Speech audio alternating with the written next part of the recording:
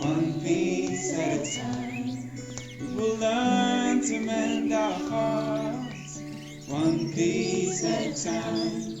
We will let go our grieving, one piece at a time. When our hearts and minds come together combined, when our hearts and minds come together